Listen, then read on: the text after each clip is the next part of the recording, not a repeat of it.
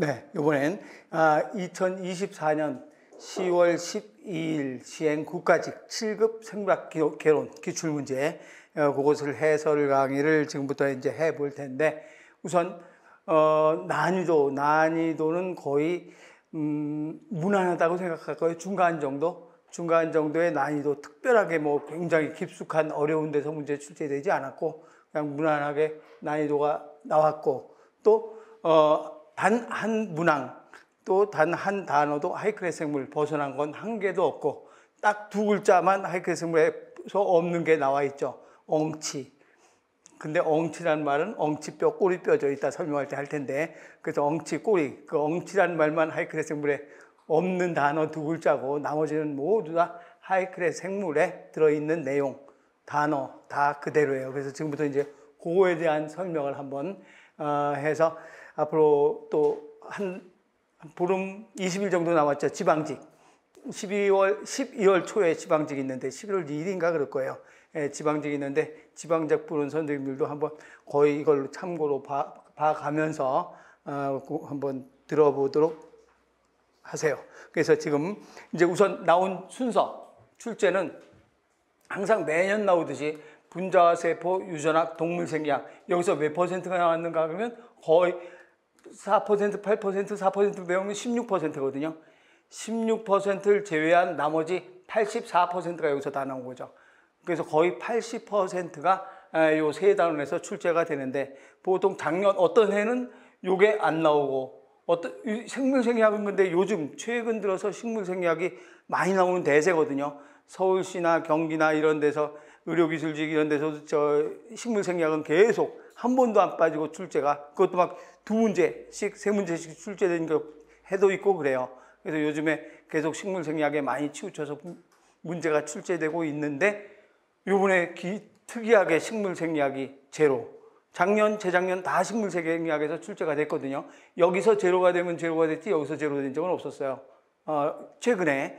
그런데 여기서 제로가 됐다. 그래서 제로가 됐고 나머지 이제 여기서 많이 나왔는데 특이하게 여기서 또 더 많이 나왔고 동물생리학에서 많이 나왔고 진화생물학 다 골고루 여기서는 보통 우리 의료기술직도 한두 문제 정도 출제가 될 정도고 되니까 여기서는 평이하게 나왔는데 요 한 문제가 여기로 가면 딱 맞았을 것 같긴 한데 그래서 이렇게 문제가 출제됐다는 거 알아두고 그러면 이제 1번 문제부터 봅시다. 엽록체의 관계와 전자전달에서 명반응이 일어나는 것, 이건 뭐 어려운 거 아니죠. 명반응이 일어나는 곳은 어디에서 일어나는가? 틸라코이드 막. 틸라코이드 막에 뭐가 있는가? 틸라코이드 막에 관계가 있고, 또 색소가 있고, 또 전자전달 효소가 있고, 또 ATP 합성 효소를 가지고 있는 통로, 이런 게 전부 다 어디에 있는가? 틸라코이드 막에 있다. 그래서 틸라코이드 막에 색소, 단백질, 관계, 전자전달 효소, ATP 합성 효소 등이 있어서 명반응이 일어난다. 그럼 여기서 명반응. 관계와 전자전달계, 교재 하이크생물 484쪽에 우리 나와 있는 그렇게 해서 관계 전자전달계. 그래서 답은 1번 내야 되겠죠. 그래서 1번이 정답이 돼야 되고 그 다음에 2번에 DNA 이중나선 구조. DNA 이중나선 구조에서 설명 중에서 옳지 않은 것은 어떤 것인가? 그러면 DNA 이중나선 역평행 배율을 한다. 5번에서 3번. DNA 이중나선 구조, 여기가 5번이면 여기는 3번. 또 여기는 반드시 역평행 구조니까 3번이면 5번 구조로 해서 역평행 구조를 하고 있다라고 얘기하죠. 그래서 DNA 이중나선 역평행 구조를 한다. 2번, 얼핏 읽으면 맞는 것 같은 느낌이 들지만 아데닌과 타이민, 티민 사이에는 무슨 결합하는가? 저 두 개까지만 하고서 대충 이중결합 딱 맞는 것 같이 보이지만 두 개의 무슨 결합이 형성된다라고 되어 있는가? 그렇죠. 공유결합이 형성된다가 아니죠. 무슨 결합이 형성되는가? 수소결합. 아데닌과 티민은 2중수소결합, 구아닌과 사이토는 3중수소결합. 그래서 이걸 얼핏 보고서 아데닌, 티민 2중결합 맞는 것보다 해서 그냥 넘어가면 안 된다는 말이죠. 공유결합이 형성된다. 그래서 2번이 잘못됐죠. 그래서 2번이 잘못됐고 뉴클레오타이드는 염기장 인산결합으로 연결된다. 이건 맞는 말이고 그 다음에 DNA 이중나선 퓨린과 피리미딘, 아데닌, 구아닌, 사이토신, 티민이 있을 때 이게 퓨린 연기, 피리미딘 연기 퓨린 연기와 퓨린 연기고 여기는 피리미딘 염기다. 피리미딘 염기. 그럼 필은 염기와 피리미딘. 아데닌은 티민과 결합하고 구아닌은 사이토신과 결합한다. 그래서 피리미딘이 결합하는데 아데닌, 티민은 2중, 구아닌, 사이토신 3중 수결합. 그래서 퓨린과 피리미딘 결합한다. 그럼 맞는 말이고, 그래서 잘못된 것 2번의 공유결합. 이걸 헷갈리면 안 되겠죠. 공유결합이 아니라 수소결합이다라고 얘기를 하는 거고. 그 다음에 3번에 동물의 유사분열에 대한 설명 중에서 옳지 않은 것은 어떤 것인가? 유사분열 하면 무슨 세포분열, 유사분열이라고 하는가? 체세포분열. 그래서 체세분열, 유사분열. 그래서 중기는 동원체, 적두면 정렬하고 말기에 핵막과 인이 나타나고 염색체는 다시 염색사로 된다. 또 간기는 G1, S, G2일 간기고 S기에서 염색체, 이런데 염색체라면 DNA 복제, 염색체 복제. 염색체 복제가 된다, DNA 복제가 된다, 마찬가지예요. 염색체 복제, DNA 복제가 일어난다라고 얘기하고, 그 다음에 뭐 DNA만 복제되는 게 아니라 히스톤 단백질도 같이 복제돼야 되지. DNA가 복제될 때, 그래서 염색체 DNA 복제가 일어난다. 맞죠? 근데 M기는 유사분열과 세포질 분열을 모두 포함하고 있으며 그랬어요. 그러면 M기는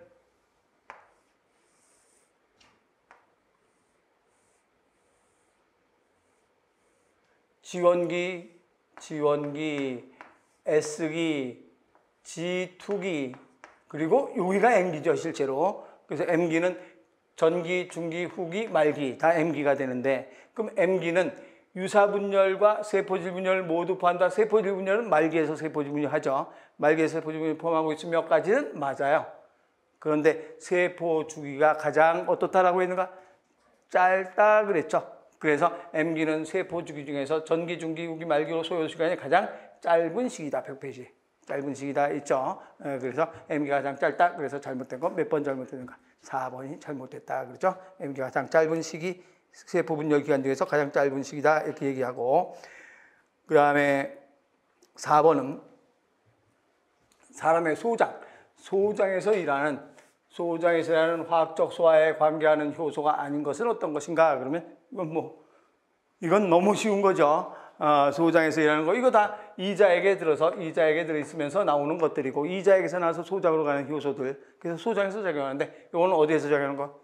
위에서 작용하는 거죠. 그래서 이건 볼 것도 없고, 어느 책이나 다 있는 거 아주 쉬운 문제로 출제가 된 거고, 그 다음에 5번의 DNA 기술에 대한 설명 중에서 옳지 않은 것은 어떤 것인가? 그러면 제한요소는 DNA를 절단하는 효소. 맞는 말이고, DNA 중합효소 연소 반응, 이거는 흔히 우리 코로나 때문에 이런 많이 알죠. PCR은 뭐를 증폭하는가? DNA를 증폭할 수 있다.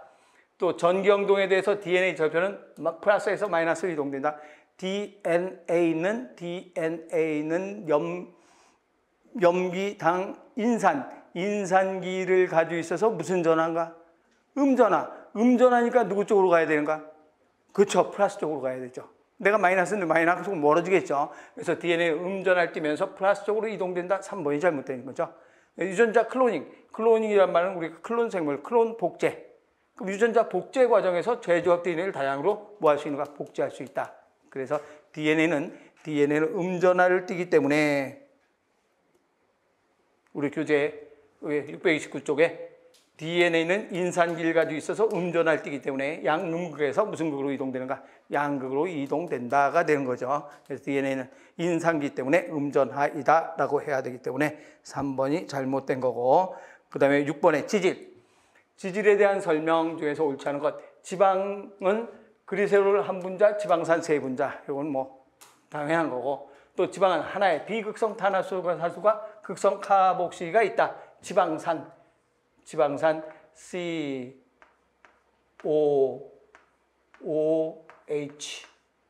C 우리 계속 이런 거 그려줬던 거, 이게 바로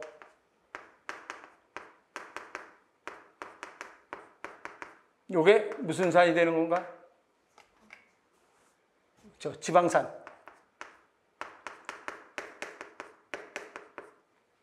지방산이죠. 그러면 지방산은 여기에 무슨 기가 있는가? 그러면 무슨 기가 있다? CH3 메틸기, 탄화수소, 소수성 탄화수소죠. 메틸기를 가지고 있어 소수성이고, 여기는 무슨 기를 가지고 있는가? 카복식이. 그래서 여긴 친수성. 그래서 우리가 지방은 무슨 친매성이라고 우리 배웠는가? 양친매성이다라고 날개에 있죠. 이 지방의 날개에. 그래서 지방은 양친매성이다. 이건 COOH 카복식이 친수성. 여기는 메틸기 소수성. 그래서 탄화수소 사슬. 여기 지방은 하나의 비극성. 지방은 하나의 비극성 탄화수소 사슬과 그랬죠. 그럼 비극성 탄화수소 사슬이라는 말은 이거 전체 다 해도 돼요. 전체 다 비극성 탄화수소 사슬이에요. 그리고 하나의 극성 카복식이 사슬 이렇게 돼 있다. 지방산이기 때문에 하나만 요것만 따지는 게 지방산이에요. 지방산 세 분자하고 그리세롤 한 분자 있잖아요. 그 중에서 요 지방산 하나만 따진 거 지방산. 그래서 하나의 카복식 탄화수소 사슬과 극성 사슬이 있다라고 하면 맞는 말이 되는 거고. 그다음에 세포막의 주된 구성성분은 인지질은 한 개의 소수성 머리와 두 개의 친수성 꼬리가 있다. 머리 한 개, 두 개의 꼬리, 그럼 대략 보면 맞는 것 같지만 한 개의 무슨 성 머리가 되는가? 그렇죠. 머리는 친수성이라고 해야 되죠. 그래서 여기에 머리는 친수성, 꼬리는 두 개는 맞아. 한 개, 두 개는 맞지만 그래서 하나, 둘은 맞는데 한 개의 소수성이고 한 개, 두 개는 맞아. 근데 여기가 틀린 거죠. 한 개의 무슨 성 머리라고 해야 되는가? 친수성 머리와 두 개의 무슨 성 꼬리가 되는가? 소수성 꼬리라. 이렇게 얘기하는 거죠. 그래서 이거 이런 문제는 기억 니은 디귿 니을로 나와 문제를 만들어 놓으면 아주 틀리기가 조금 살짝 쉽죠. 그래서 잘못된 건 3번 돼야 되죠. 콜레스테롤 동물세포막의 구성성분이다. 이건 뭐 우리 교재 여기저기 막 다 있는 거고. 그래서 잘못된 건 3번이 잘못됐다 이렇게 얘기하죠. 그다음에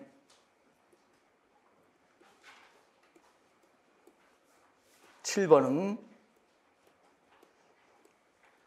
내분비생과 호르몬 기능을 옳게 설명한 것은 어떤 것인가 그랬으면 여기서 송과샘, 솔방울샘, 멜라토닌 가지고 있어서 생체 리듬을 조절한다라고 하는 거. 그래서 멜라토닌 수용체를 가지고 있는 것, 송과샘에서 만들어진 멜라토닌 수용체를 가지고 있는 건 시신경 교차 상부에게 멜라토닌 수용체가 있다. 그래서 생체 리듬에 관여한다. 1번 맞는 말이죠.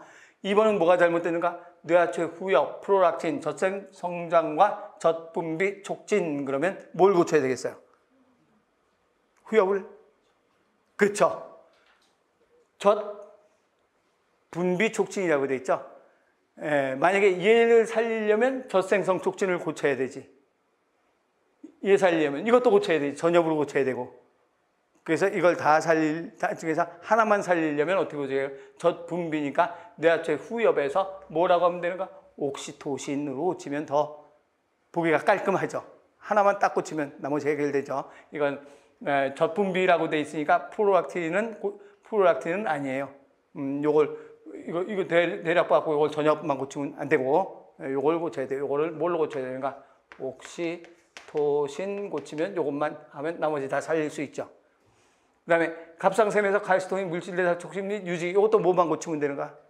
그렇죠. 칼시토닌, 이것만 물질대사라고 되어 있으니까 뭘로 고쳐야 되는가? 티록신, 이거 고치면 되고. 그 다음에 이거는 뭐 신장에서 수분 재흡수 촉진 ADH니까 이걸 고치면 되겠네요. 뇌하체 무슨 엽인가? 후엽에서 고치면 돼요. 이걸 시상하부 고치나? 아니죠. 분비된 그랬으니까 후엽에서 분비되지. 생성된 하면 시상하부에서 생성되는 거겠지. 그렇지만 분비하고 생성하고 다르다 그랬죠. 옥시토신, ADH, 뇌하체 후엽에서 나오는 호르몬 ADH와 옥시토신은 어디에서 만들어져서? 시상하부에서 만들어져서 뇌하체 후엽에 저장되어 있다가 분비되는 거니까 이건 분비되니까 이건 그대로 후엽으로 하면 고치면 딱 맞는 말이에요. 그래서 맞는 건 몇 번 돼야 되는가? 1번만 맞는 말이 해당이 되겠죠. 그래서 이것도 우리 그래서 여기에 솔방울샘, 송과선, 멜라토닌, 생체 리듬 조절 이렇게 그대로 나와 있죠. 나와 있고. 그래서 7번 문제는 답이 1번 돼야 되겠고. 네, 8번은 세포 소유관. 세포 소유관과 그 기능이 잘못 연결된 것은 어떤 것인가? 리소좀 세포 내 소유관 분해, 골지체, 단백질 변형, 화학적 변형. 우리 단백질의 화학적 변형에 대표적인 게 어떤 게 있는가 하면 아미노산을 뭐하거나 제거하거나, 아미노산 붙일 수 없다 그랬죠. 탄수화물이나 작용기 지질을 첨가할 수 있다라고 하는 단백질의 화학적 변형이 일어난다. 그런데 단백질 합성 그러면 활면이 아니라 무슨 소포체가 돼야 되는가? 엄밀하게 말하면 단백질 합성 그러면 리보솜이 돼야 되겠죠. 근데 소포체를 살리려면 조면소포체라고 해도 돼요. 왜냐면 조면소포체에 리보솜이 붙어 있으니까. 리보솜 해도 되고 조면소포체 해도 돼요. 그래서 조면소포체, 거친 면소포체에 부착된 리보솜에 의해서 단백질을 분비하는 통로이다라고 했죠. 그래서 이건 3번이 잘못된 거죠. 활면소포체가 아니고. 그래서 3번이 잘못됐고, 그 다음에 9번은 사람의 자율신경계에 대한 설명으로 옳은 것은 어떤 것인가. 그래서 자율신경은 우리 이것도 항상 얘기했던 신경의 종류, 신경계의 종류에서 설명을 할 때 신경계는 그러니까 해부학적 분류를 하고 기능적 분류 했을 때 기능적 분류를 따질 때는 들어가는 신경이냐 나오는 신경이냐. 들어가는 신경은 무슨 신경인가? 감각신경, 구심성 신경과 나오는 신경은 무슨 성 신경으로 나누는가?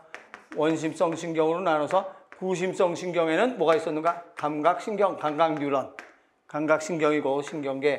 근데 원심성 신경에는 무슨 신경이 있는가?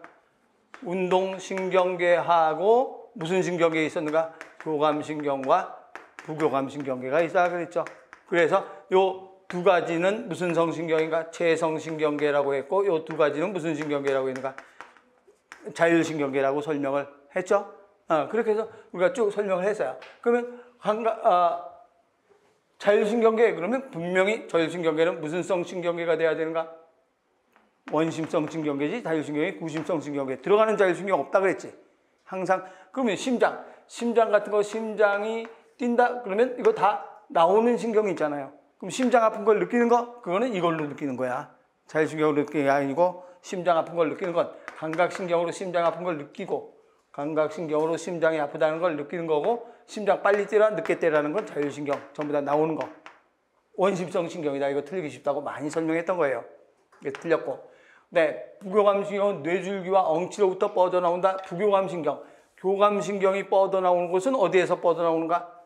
교감신경은 척수의 가운데서 뻗어나온다. 교감신경에서 배울 때. 근데 부교감신경은 어디와 어디에서 뻗어나오는가? 뇌와 척수의 무슨 부분에서?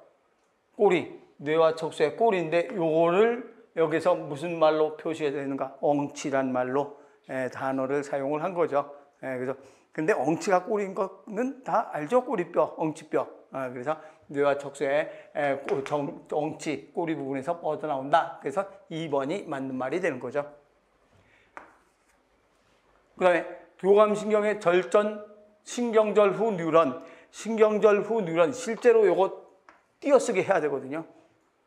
교감신경은 이런 모양으로 되어 있어서 앞에가 짧고 뒤에가 길지. 교감신경, 앞에가 짧으니까 교감신경. 그럼 요걸 전섬유, 절후섬유. 여기는 뭐라고 하는가? 신경절. 시냅스의 신경절이죠. 그러니까 중추신경에서 신경세포체가 모인 곳은 뭐라고 하는가? 신경핵이고, 말초신경에서 신경세포체가 모인 곳은 뭐라고 하는가? 신경절이잖아요. 그럼 신경절의 후뉴런, 그러니까 얘를 얘기하는 거죠. 교감신경의 말단에서 뭐가 나오는가? 아드레날린이 분비된다 해야 되죠. 근데 요걸 붙였어가지고 꼭 여기 같은 느낌이 들게 만들어 놓는단 말이에요. 붙였으면 안 되지. 여기 아니야. 여기는 아세콜린이죠. 그렇지만 신경절 후뉴런 이 소리예요. 신경절 뒤에 있는 뉴런, 그러니까 신경절 뒤에 있는 뉴런, 절후신경이죠. 절후신경. 아세틸콜린이 아니라 아드레날린이 분비된다 해야 되고. 네, 이건 뭐 4번 알죠? 교감신경. 그러면 교감신경 긴장했을 때니까 소화가 억제된다 해야 되겠죠. 여기서 맞는 건 2번 내야 되죠. 그래서 이렇게 자율신경계에 대한 설명을 한 거고,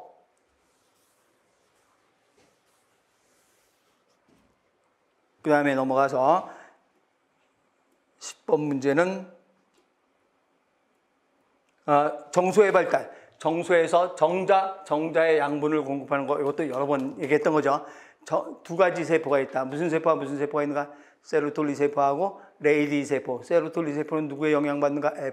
FSHA가 세로톨리 세포에 영향을 줘서 정자 형성 촉진, 정자의 양분을 공급한다.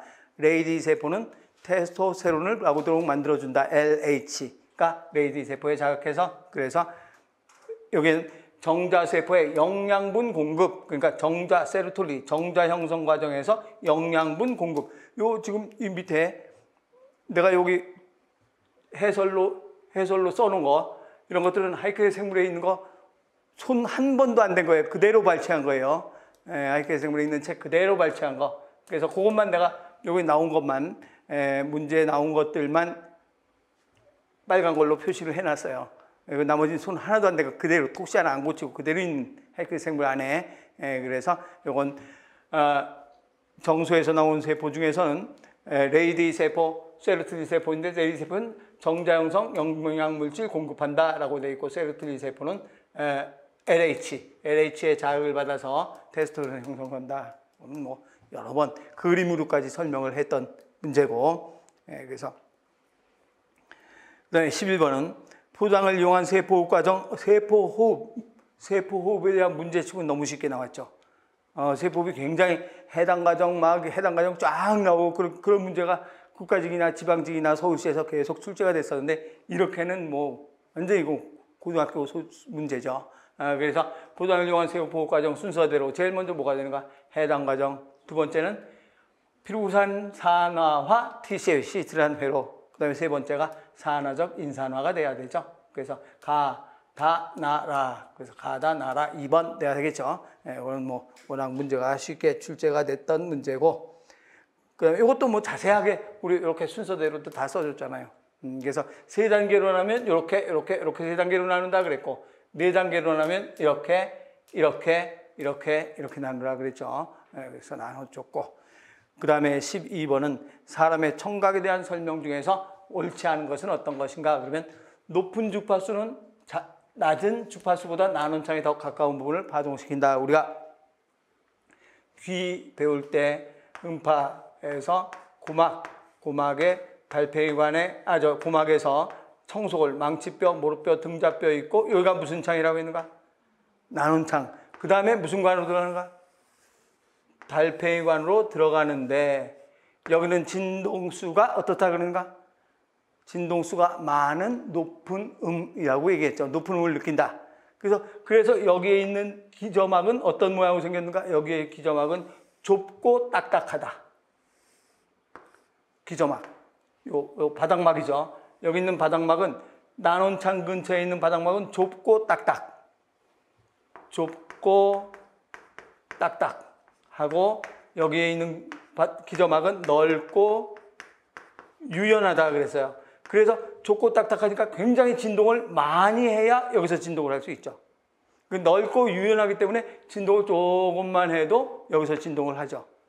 그래서 좁고 딱딱. 왜 그런가? 진동수가 많기 때문에 높은 음을 감지하고, 진동수가 적다 그러면 넓고 유연하기 때문에 낮은 음을 감지한다. 그럼 높은 음은 어디에서 감지하는가? 난원창 쪽에 있는 것. 그래서 높은 주파수는 낮은 주파수보다 나눈창에 더 가까운 부분을 파동시킨다라고 얘기하는 거죠. 그래서 맞는 말이고, 그다음에 압력파가 기저막을 진동시키면 털세포의 탈분구, 털세포, 감각모에 있는 털세포, 기저막 위에 청세포 위에 털 달리고 덮개막이잖아요. 그래서 내가 우리 얘기할 때 요게 감각세포, 털세포면 여기 털이 덮개막을 진동한다 그랬죠. 그래서 덮개막을 진동해서 느끼게 된다라고 얘기했고, 네, 고막을 진동시킨 소리는 가장 먼저 달팽이관에 무슨 창으로 전달돼야 되는가? 그렇죠. 나눈창. 정원창이 하는 일은 어떤 일을 하는가? 그렇죠. 소멸시키는 일을 한다. 제일 멀리 있죠. 가까운 곳에 나눈창이고, 여기서 진동을 해서 진동이 소멸되는 건 정원창에서 소멸되는 거고, 나눈창에서. 그래서 이건 달팽이관의 정원창이 아니라 무슨 창이라고 해야 되는가? 난원창으로 전달된다라고 해야 되죠. 그래서 3번이 잘못됐고, 그 다음에 정원창의 이석, 평형석이죠. 평형석은 다 탄산칼슘 덩어리다가 되죠. 그래서 우리 문제에서 우리 설명에서도 고막이 진동하면 귓속뼈는 바로 무슨 창을 진동하는가? 나는 창이지 정원 창이 아니다 그래야 되죠. 그래서 그게 잘못된 거고. 그 다음에 넘어가서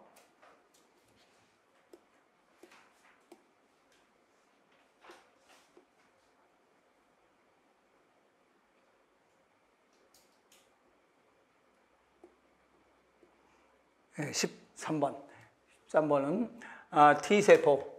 T세포에 대한 설명. 그러면 T세포는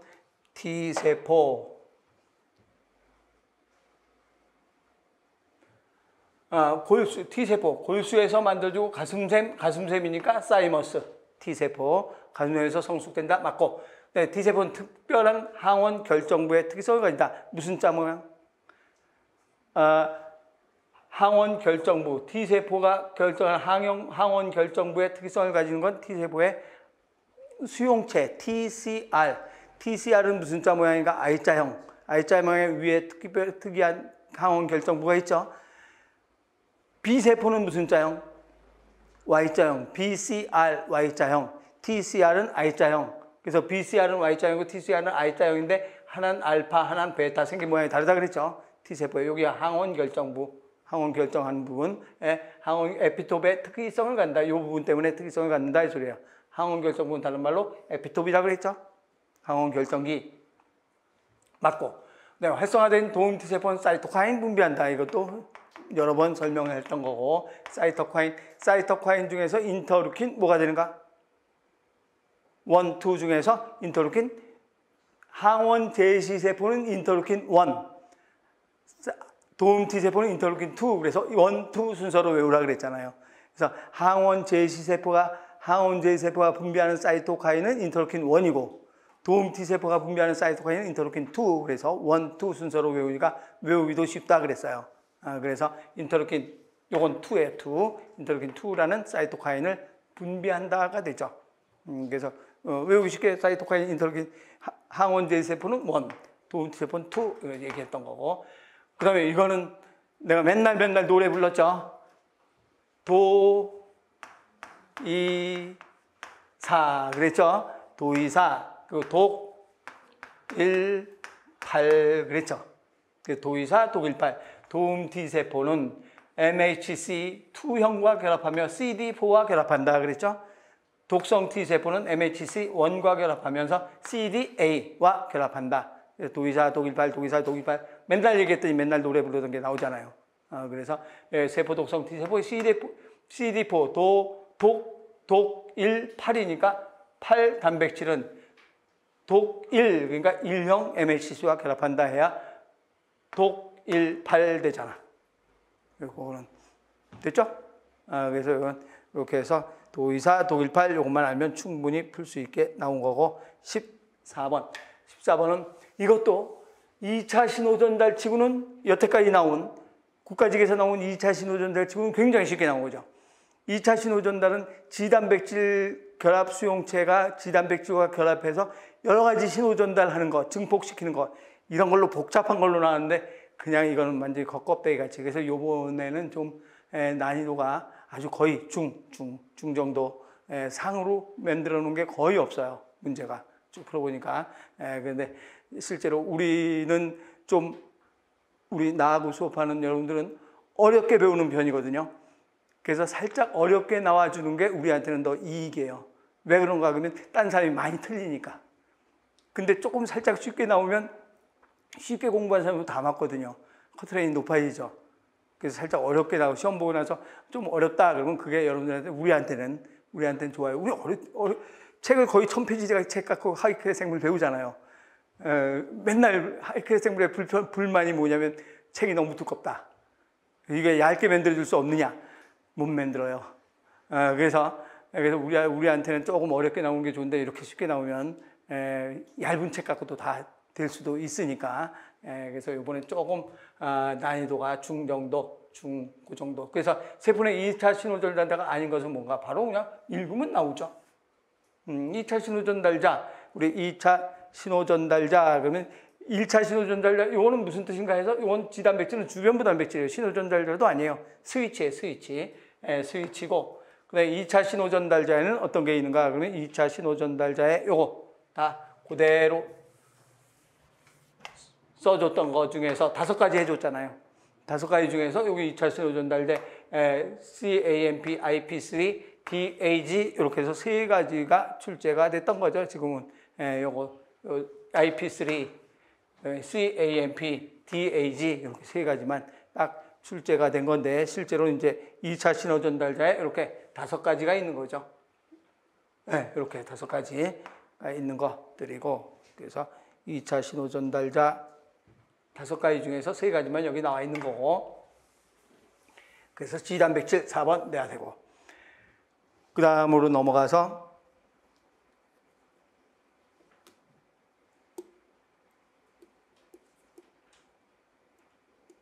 15번에 동물의 털색 유전에 대한 자료이다. 15번으로 간 거 맞죠? 14번이 2차 전달자. 15번. 이건 무슨 유전에서 우리 배운 건가? 그렇죠. 이걸 딱 보니까 동물의 털색 유전에 관한 자료이다. AA, BB인 수컷과 AB인 암컷을 교배했을 때 나오는 털색의 가지수는 몇 가지인가? 하고서 쭉 보니까 뭐라고 되어 있는가? AB 유전자와 관계없이 우성 대립 유전자의 개수에 의해서 결정된다 그랬잖아요. 그럼 개수에 의해서 결정된다? 그럼 무슨 인자 유전인가? 다인자 유전이라는 걸 딱 여기서 바로 파악을 해야 돼요. 그럼 바로 답이 나오죠. 다인자 유전자의 개수에 의해서 결정된다. 그래서 우리 피부색 할 때 여기서 다인자 유전에서 피부색을 설명을 할 때 피부색을 설명할 때 예를 들어서 요거 사이에서 나오는 피부색의 개수는 몇 가지가 되는가? 그러면 이 둘 사이에서 나오는 자녀들 중에서 대문자가 가장 많이 갖는 피부색, 즉 이 둘 사이에선 이게 제일 짙은 피부색이고 대문자 4개가 제일 짙은 피부색이고 그 다음에 몇 개가 있는가? 3개, 2개, 1개, 0개 그래서 몇 개가 있던가? 5개가 있다 그랬죠. 대문자의 개수에서 결정된다. 다인자 유전. 근데 다인자 유전도 우리 서울시 같은 데 좀 어렵게 나왔었는데 여기는 그냥 다인자 유전 우리 콤비네이션까지 써가면서 계산할 수 있게 다인자 유전 출제가 된 것도 있잖아요. 근데 이건 뭐 콤비네이션도 필요 없고 그냥 뭐라고 돼 있는가? 누구하고 누군가 요거하고 요거 사이에서 나오는 자손의 털색이라고 그랬어요. 그러면 A, B, B에서 나오는 생식세포는 스몰 a, 라지 A, 스몰 b밖에 안 나오지. 여기서 나올 수 있는 생세포는 4종류 나오죠. AB, A, 스몰 b, 스몰 a, 라지 B, 스몰 a, 스몰 b 4종류가 나오는데 그러면 여기서 나오는 자손은 라지 A, 라지 A, 라지 B, 스몰 b 라지 A, 라지 A, 스몰 b, 스몰 b 스몰 a, 라지 A, 스몰 a, 라지 B, 스몰 b 라지 A, 스몰 a, 스몰 b, 스몰 b 이렇게 나오네요. 그럼 대문자의 개수에 의해서 결정된다라고 했으니까 그럼 대문자 몇 개? 3개. 이건 대문자 2개. 이것도 대문자 2개. 이건 대문자 1개. 그럼 피부색의 종류는 몇 종류가 되는가? 1종류, 2종류, 3종류. 1개짜리, 2개짜리, 3개짜리. 그러면 피부색의 종류는 몇 종류가 되는가? 3종류가 된다. 아주 이 다인자 유전 중에서는 그런 대로 아주 시간도 안 걸리게 쉽게 나왔네. 한 개만 여러 개가 안 나오고 그래서 이거 다인자 유전이다 한다 이렇게 얘기하고 그 다음에 16번은 개구리의 배아 발생 과정에서 설명에 대한 발생 과정에 대한 설명을 옳은 것은 어떤 것인가? 그러면 배아 발생 개구리는 우리가 수정란이 2세포기 4세포기, 8세포기 이거는 난황을 골고루 한다고 해서 등할이라고 했고 수정란이 2세포기, 4세포기, 8세포기 개구리 이걸 무슨 할이라고 하는가? 부등할. 수정란이 2세포기, 4세포기, 8세포기 이거는 반할. 수정란이 2세포기, 4세포기, 8세포기 이거는 표면만 나란다 그래서 표할. 그래서 등할, 등황란 하면 성계 포유류, 부등할 하면 무슨 류가 되는가? 양서류, 반할, 어류, 파충류, 조류, 표할, 곤충류, 각각류. 그러면 이거죠. 이거는 위에서부터 아래까지 다 하니까 무슨 할이라고 하는가? 그렇죠. 전할. 전할이고 요거는 반쪽만, 표면만, 그러니까 부분할이죠. 할. 그럼 개구리의 난할 방식 하면 부등할이니까 전할에 해당되거든요. 그래서 전할. 그래서 요거 설명할 때도 몇 년 전에 전혀 안 나왔다가 최근 한 3, 4년부터 나오기 시작하니까 해야 된다. 나오잖아요. 그래서 그렇게 나오기 때문에 옛날에 가르치면서도 야, 이걸 해야 되나 말아야 되나 빼버릴까 책에서 빼버릴까 하다가 하이케 생물 계속 두껍다고 둘둘대니까 이건 빼버릴까 하고서 좀 책을 줄일까 하다가 안 뺐더니 나왔네. 안 빼길 다행이네. 그죠? 그래서 전할. 그래서 분할 아니죠. 전할이다. 외배업은 소화계. 소화계는 무슨 배업인가? 내배업이죠. 소화, 내배업, 소화, 호흡, 내배업이고, 네, 신경계의 등쪽 내배부터 척삭이 발달되면서 척삭, 무슨 배업에서 척삭이 나오는, 척삭은 무슨 배업으로 나오는가? 그쵸, 중배업인 건 척추, 중배업이잖아요. 그래서 등쪽 내배업이 아니죠. 중배업에서, 등쪽 중배업에서 척삭이 발달된다. 그래서 등쪽 중배업이고, 그게 잘못됐고, 그 다음에 수정 과정에서 정자의 결합부위는 동물방구에 있다. 동물방구. 우리가 위쪽을 동물, 아래쪽을 식물부위라 그랬죠. 그래서 개구리의 경우, 요거 초승달 모양의 생긴 거, 요걸 뭐라고 하는가? 회색, 신월환. 요거 할 때 어디에 생기는가? 정자 침입 반대쪽에. 그래서 우리가 이렇게 놓고 정자가 일로 들어오면 요게 회색 신월환에 이렇게 생긴다 그랬어요. 그래서 정자 침입 반대쪽인데, 그럼 회색 신월환 반대쪽 동물극 쪽에 어디서나 정자가 들어갈 수 있다. 이렇게 나와요. 그래서 회색신월한 반대쪽에 동물극 쪽에 회색신월 반대쪽, 그래서 회색신월의 반대쪽 동물극 쪽에 어디나 정자가 들어. 꼭 어디 한 군데가 아니라 극체가 있는 부분이나 이런 데 정자가 들어갈 수 있다. 그래서 정자 침입 반대쪽 회색신월한 반대쪽에 회색신월한이 생기는데, 그럼 회색신월한의 반대쪽이 정자 침입하는 곳이죠. 그 회색신월한의 반대쪽, 정자가 침입하는 반대쪽이 회색신월한이야. 그 회색신월한 반대쪽이 정자가 들어가는 곳이에요. 그 부분이 동물극 쪽에 있어요. 동물극 쪽에 있다. 그래서 동물극 쪽에 있다. 그래서 이것도 맞는 말이고, 그래서 4번이 맞는 말인데, 우리가 이제 회색신월한 반대쪽에 정자가 침입한다 했지만 확실하게 틀린 거 있잖아요. 그래서 4번이 정답이다, 맞는 말이다, 이렇게 돼야 되죠. 그 다음에 가서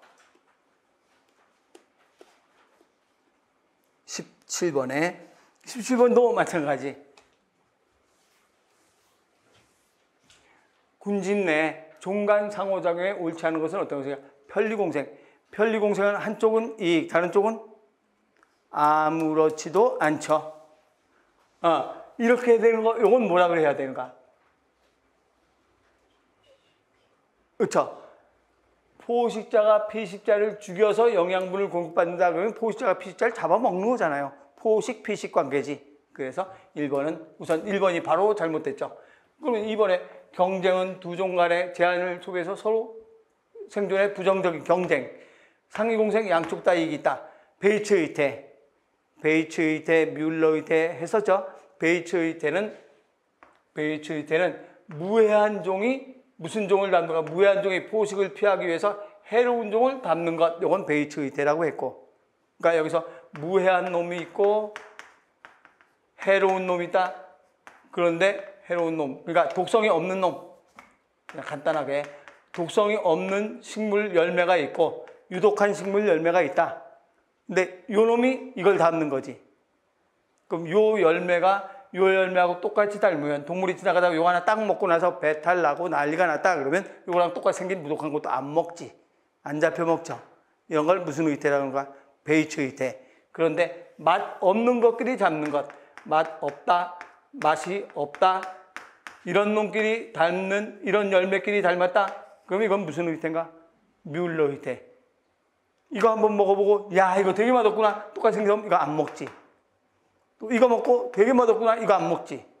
근데 이게 닮지 않았으면 어떻게 될까? 이것도 먹어보고 이것도 먹어보고 다 먹어보지. 그래서 최대한 잡아먹힌 걸 2분의 1로 줄일 수 있죠. 뮬러위테. 그래서 베이츠와 뮬러위테에 대한 설명이 여기 우리 나왔던 게 바로 베이츠위테가 나왔네요. 그다음에 18번은 세균은 고세균 진핵생물에 대한 설명으로 옳은 것은 어떤 것인가 그랬어요. 이게 바로 세균의 고세균 진핵생물에 대한 설명을 해놓은 건데 세균에서 우선 왔다 갔다 해야 되겠네요. 이거 줄이면 여러분들이 잘 안 보일 것 같으니까 제일 먼저 보니까 세포백에 펩티도글리칸 세균은 있으나 진핵생물이 없다. 펩티도글리칸 여기 있네요. 요 표가 우리 교재 표가 그대로 교재에 있는 표 그대로 해온 거예요. 그래서 펩티도글리칸은 세균의 요게 앞에 있는 게 세균이에요. 제일 앞에 있는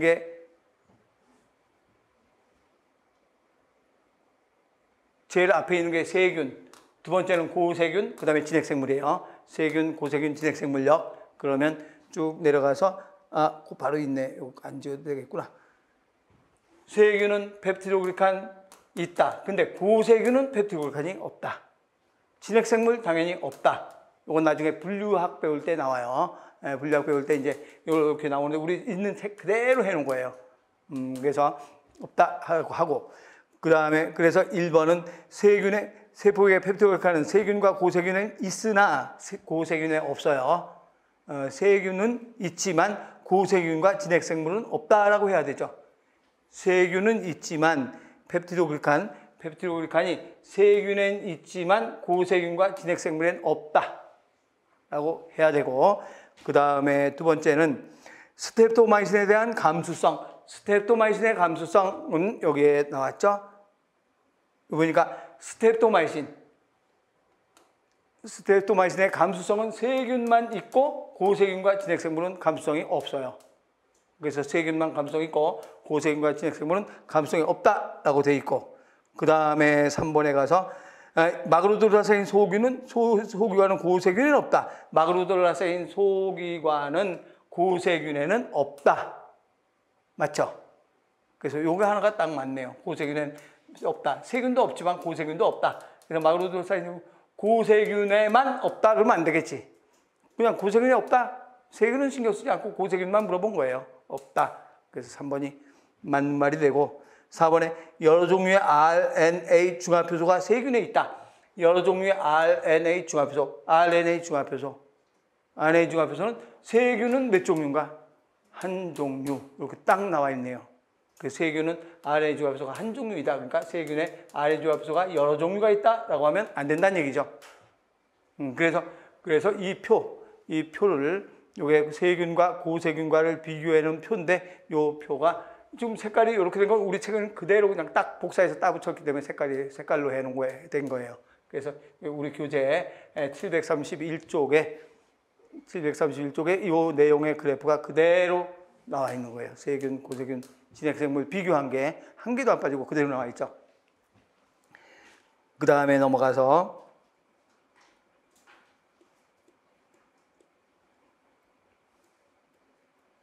19번도 효소 치고도 이것도 좀 쉽게 나온 거. 효소는 높은 특이성, 무슨 특이성인가? 기질 특이성이 있다. 맞고. 네, 효소의 활성은 온도, pH에 영향을 받는다. 당연하죠.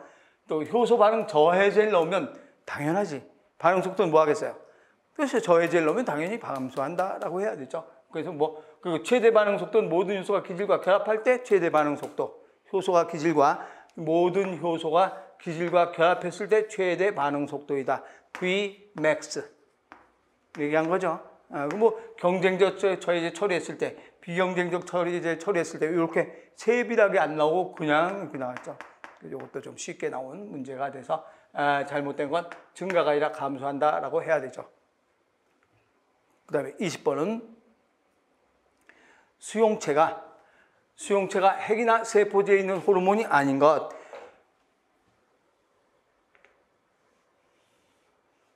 이게 무슨 수용체인가? 세포 내 수용체. 세포 내 수용체는 세포막을, 여기 세포 내 수용체, 세포지에 있는 수용체도 있지만 핵 속에 있는 수용체도 있다. 그럼 세포 내에 있는 수용체는 세포막을 그대로 통과한다. 그럼 세포막을 그대로 통과하는 거니까 무슨 성 호르몬이 되는 건가? 지용성 호르몬이 세포 내 수용체죠. 수용성 호르몬은 무슨 수용체가 돼야 되는가? 세포 막 수용체, 지단백질 결합 수용체, 타이로신 인산화 효소 수용체, 이런 것들은 세포 막 수용체고, 이건 세포 내 수용체. 세포 내 수용체는 핵 수용체와 세포질 수용체로 나눈다라고 했죠. 그러니까 그대로 들어가는 거지, 지용성. 수용성은 세포 막 수용체고, 그래서 핵이나 세포질의 호르몬이 아닌 것, 그러면 지용성이니까 지용성 호르몬 어떤 게 있는가? 그러면 지용성 호르몬에서 우리 스테로이드계 호르몬, 당질 코르티코이드, 요건 다른 말로 뭐라고 했는가? 당질 코르티코이드는 코티솔, 무기질 코르티코이드는 알도스테론이라고 했고, 그 다음에 이제 에스트로겐. 그래서 요 코티솔, 알도스테론, 에스트로겐 이렇게 해서 문제가 출제가 됐던 거죠. 그래서 여기에 보니까 코티솔, 알도스테론, 에스트로겐 나와 있죠. 그럼 에피네프린은 핵이나 세포지에 있는 게 아니죠. 그래서 에피네프린 1번. 에피네프린은 이거 배우면서도 우리 이렇게 지단백질 결합 수용체 배우면서 에피네프린 한 분자가 결합하면 10분자가 되고 뭐 100분자가 되고 10의 제곱분자가 되고 쭉 했는데 이렇게 복잡한 내용이 아니라 간단한 내용으로 문제가 출제가 되는 거죠. 그래서 에피네프린 1번 돼야 되죠.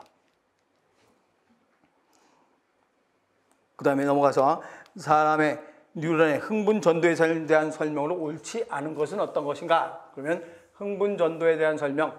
신호를 전달하지 않고 있는 세포의 전이를, 그러니까 자극을 받지 않은 상태는 무슨 전이라고 하는가? 휴지전이라고 한다? 맞고. 그 다음에 3번부터 볼게요. 역치 이상의 자극을 받으면 나트륨 통로가 열려서 무슨 분극이 일어나는가? 탈분극이 일어난다. 맞죠? 자극이 없을 때 세포막 안쪽은, 자극이 없을 때니까 무슨 상태가 되는가? 휴지 상태. 휴지 상태에서 안쪽은 음전화, 바깥쪽은 마이너스 전화다. 무슨 펌프 때문인가? 나트륨 칼륨 펌프 때문이죠. 그러면 2번에 차등전이가 뭐라고 했는가? 차등전이는 우리가 이렇게 해서 자극을 주면 여기가 역치 이상으로 이렇게 올라가서 활동전이가 일어나게 되죠. 근데 차등전이는 약한 자극을 줬을 때 역치까지 올라가지 않고 이렇게만 올라갈 때 이걸 차등전이라. 그러면 이거 어디서 배웠냐면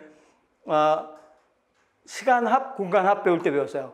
시간합, 공간합 배울 때 먼 시간 동안 주면 이렇게 차등전이가 일어나지만 짧은 시간 내에 이렇게 먼 시간 내에 자극 주면 이렇게 일어나지만 짧은 시간 내에 자극을 주면 어떻게 되는가? 활동전이가 일어나다가 짧은 시간에 내려갔는데 바로 일어나서 활동전이가 일어난다 그랬어요.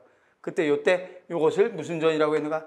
차등전이라고 했고, 그 차등전이의 날개에 뭐라고 있는가? 그러면 차등전이는 262쪽에 날개에 있어요. 날개에 보면 차등전이는 자극의 강도에 따라서 탈분과 과분기라는 정도가 달라지는 전이를 말하며,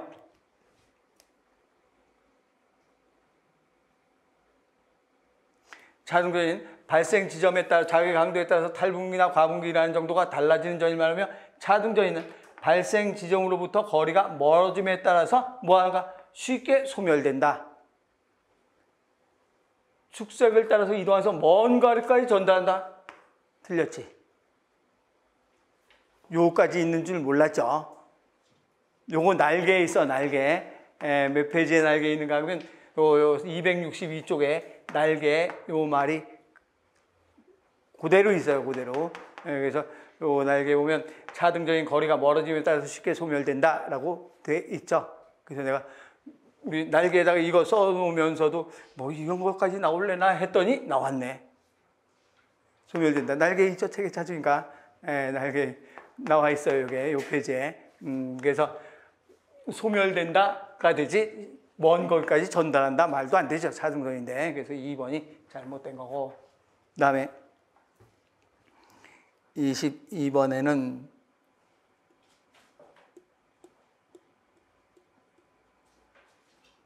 사람의 배반포세포.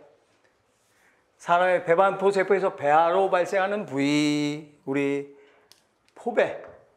포배에서 포배고 여기를 무슨 강이라고 했는가?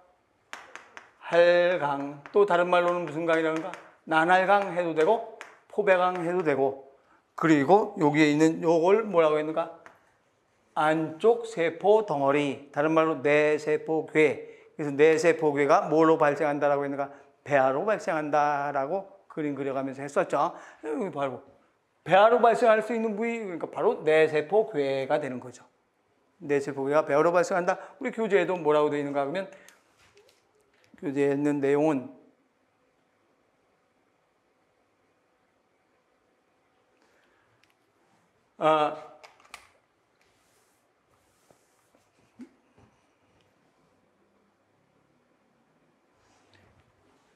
자궁으로 이동된 포배에 해당되는 배반세포의 내부 세포 덩어리를 내세포괴라고 하고 내세포괴는 배아를 형성하게 한다라고 되어 있죠. 그래서 내세포괴는 배아를 형성, 교재에도 이렇게 나와 있고 내가 설명할 때도 계속 내세포 안쪽 덩어리를 내세포괴라고 한다. 그래서 그거는 배아로 발생한다. 계속 설명했던 거. 그래서 내세포괴라고 한다. 이렇게 얘기하는 거죠. 그래서 답은 2번 내야 되죠. 2번에 배반포스에서 배아로 발생하는 부위, 그럼 내세포괴 돼야 되고 그 다음에 23번에 이명법. 이명법에 대한 설명으로 옳지 않은 것은 어떤 것인가? 그러면 이명법은 속명과 이것도 페이지에 있던 거예요. 이명법 하면 속명과 종명을 나타내며 종명과 종소명을 사용한다. 맞는 말이고 린네에서 제창된다. 린네가 제창했다가 됐고 이명법은 라틴어를 사용한다. 라틴어를 사용한다. 내가 초기에 여기서 안 나온 단어 하나도 없다고 우리 책에. 그래서 모든 단어 하나 있네. 엉치. 그거 빼고는 안 나온 단어 없어. 그래서 라틴어를 사용한다. 맞죠? 인간의 종소명은 호모이다. 호모. 호모는 종소명이 아니라 무슨 명인가? 속명이죠. 속명이기 때문에 첫 글자는 무슨 문자 써야 되는가? 대문자로 써야 되죠. 그래서 이 말도 틀렸고 대문자로 쓴 것도 틀렸고 다 틀린 것. 그래서 속명은 호모이다라고 해야 되죠. 그래서 속명은 호모이다. 그래서 4번이 잘못된 거고 그 다음에 넘어가서 24번에는 HIV의 바이러스 증식, HIV의 바이러스 증식에 대한 설명으로 옳은 것만 고르면 그러면 바이러스의 캡시드 단백질은 세포의 특이적 수용체에 결합한다. 바이러스가 생긴 모양이 이런 모양으로 생겨서 이게 에이즈 바이러스. 에이즈 바이러스고 여기가 캡시드. 캡시드라는 게 있고 여기 이제 RNA를 가지고 있죠. RNA 가지고 있고 역전사 효소도 가지고 있고 그래서 바이러스의 요게 당단백질인데 요 당단백질이 무슨 체에 특이적으로 결합하는가? 수용체에 특이적으로 결합한다. 그래서 우리 이게 에이즈면 에이즈 바이러스, 에이즈를 일으키는 HIV 바이러스죠. HIV 바이러스인데 요거는 무슨 세포가 되는가? 그렇죠. 도움 T세포. 도움 T세포에 요 수용체가 있어서 요 수용체에 특이적으로 결합한다라고 했어요. 그 특이적으로 결합하는 요게 바로 무슨 단백질인가? 당단백질. 캡시드는 이게 캡시드잖아요. 캡시드는 이게 캡시드고 요 당단백질. 이게 여기에 결합한다. 당단백질이 결합하는 거죠. 캡시드가 아니고 그래서 캡시드가 아니고 당단백질이 수용체에 결합한다라고 해야 되죠. 단백질. 그래서 이 단백질이 여기에 결합하는데 요게 뭐가 되는가? 도이사 CD4잖아요. CD4인데 요거 하나만 가지고는 결합을 잘 안 한다 그랬죠. 그래서 여기에 공동 수용체가 하나 있다 그래서 그 공동 수용체 이름이 뭐라고 했는가? 그렇죠. CCR5라는 공동 수용체가 있어야 된다라고 했고 요거는 CD4 그래서 CD4의 공동 수용체는 당단백질이 결합한다라고 했죠. 그래서 여기 당단백질이 틀렸고 그다음에 니은번에 바이러스에 합성된 이중나선 DNA 세포의 핵에 삽입된다. 이거는 뭘 얘기하는가 그러면 이 바이러스가 이게 에이즈 바이러스가 살아가는 방법이죠. 에이즈 바이러스가 이 바이러스가 들어와서 역전사 효소에서 DNA를 합성해서 무슨 가닥 DNA 만드는가? 이중 가닥 DNA를 만들어요. 그래서 작은가? 보이죠? 이 정도면 보이죠? 그래서 역전사 효소에 의해서 이중가닥 DNA를 만들어. 그럼 이중가닥 DNA 만든 게 이 도움 T세포, 도움 T세포의 핵 속으로 들어가요. 이중가닥 DNA가.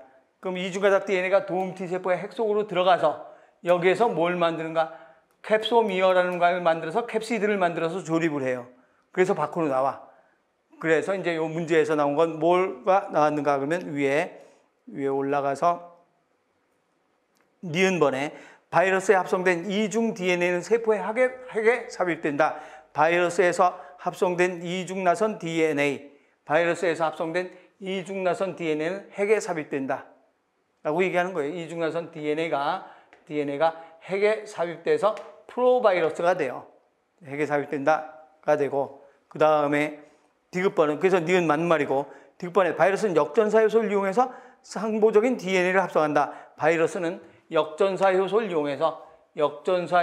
이용해서 상보적인 DNA를 합성한다라고 얘기하는 거죠. 역전사에서 DNA를 합성한다. 그래서 역전사 요소에서 상보적인 DNA 합성한다. 니은번, 디귿번도 맞는 말이고, 그 다음에 리을번에 새롭게 합성된 바이러스는 캡시드 없이 조립된다. 새롭게 합성된 바이러스는 이게 캡시드라고 그랬어요. 캡시드가 있으면서 조립이 되지. 캡소미어가 만들어서 캡시드를 만들어요.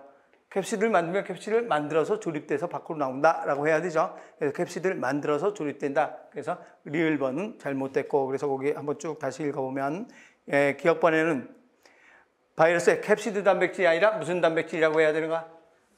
그렇죠. 당 단백질이라고 해야 되니까 틀렸고, 니은번 바이러스의 이중나선 DNA는 세포 핵 속으로 삽입된다. 맞고, 바이러스는 역전사 요소를 이용해서 상부적 DNA를 합성한다. 요 밑에 그림에서 봤죠.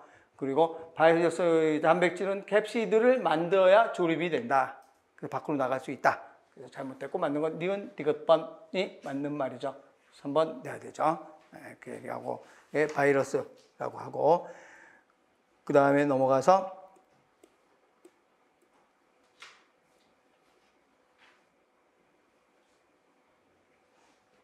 제일 마지막에가 이제 우리가 진화에서 한 문제 나왔다는 게 바로 요거 진화에서 한 문제 나온 거. 안 나온 단어는 뭐밖에 없는가? 식물생리학만 안 나온 단어이고, 나머지 분류학에선 2문제, 진화에서 한 문제, 생태계에서 한 문제, 생태학에서 그렇게 해서 3문제만 출제가 됐던 건데, 진화에서 출제된 게 바로 요 진화에서 출제된 한 문제. 그래서 한 쌍의 라지 A와 스몰 a를 갖는 집단에서 개체 4%가 스몰 A 유전자다. 그럼 이 집단에 대한 설명을 오는 것은 어떤 것인가? 그러면 4%가 스몰 A 유전자이다. 그러면 뭘 얘기하는가? 그러면 스몰 A가 일할 확률이, 또 우리 원무 집단 유전은 집단 유전 치고 쉽게 나온 문제. 그래서 스몰 A가 일할 확률은 뭐의 제곱인가? Q제곱이다. 그래서 Q제곱이 몇 %가? 4%다. 그럼 몇 분의 몇이 되는가? 100분의 4가 되니까 몇 분의 1인가? 25분의 1이다. Q제곱이 25분의 1이니까 따라서 Q는 얼마가 되는가? 5분의 1이다. 그러면 P 플러스 Q는 1이다. 그럼 P는 얼마가 되는가? 5분의 4이다. 그래서 Q는 5분의 1, P는 5분의 4가 나왔어요. 나왔는데 문제에서 물어본 건 뭘 물어봤는가? 그러면 문제에서 물어본 건 1번에 라지 A, 스몰 A. 여기서 Q란 말은 라지 A가 일어날 확률은 P, 스몰 A가 일어날 확률은 Q라고 한 거예요. 그럼 라지 A가 일어날 확률은 P, 스몰 A가 일어날 확률은 Q. 그런데 이 문제에서 1번에 라지 A, 스몰 A 유전자 가진 것, 라지 A, 스몰 A 유전자를 가진 것, 그러면 라지 A, 스몰 A가 일어날 확률은 몇 PQ인가? 2PQ. 요거니까 2PQ. 라지 A, 스몰 A. 그래서 요건 2PQ이다. 그럼 얼마가 되는가? 2 곱하기, 요거는 요 소수점으로 나왔으니까, 요것도, 분수, 숫자로 나왔으니까 0.2. 요거는 0.8. 그럼 2PQ, 그러면 2 곱하기 0.8 곱하기 0.2니까 28이 16 곱하기 2니까 0.32. 바로 3 나왔네요. EPQ. 그래서 라지 A, 스몰 a가 아니고 라지 A, 스몰 a가 일어날 확률, 라지 A, 스몰 A, 라지 A가 스몰 a가 일어날 확률은 EPQ이다. 그럼 EPQ니까 E 곱하기 PQ 갖고 해서 이건 0.32. 그래서 1번 맞고. 이번에 라지 A, 스몰 A 유전자를 가질 빈도는 아니죠. 당연히 32% 위에 나왔으니까. 그 다음에 3번에 라지 A 가진 빈도. 라지 A를 가진 빈도. 그러면 라지 A가 일어날 확률은 뭐의 제곱인가? P제곱. P제곱이니까 P가 0.8. 0.8의 제곱이니까 88이 64가 되죠. 0.64, 64%이다. 그러니까 틀렸고 다 틀렸죠. 그래서 맞는 건 몇 번 맞는 말인가?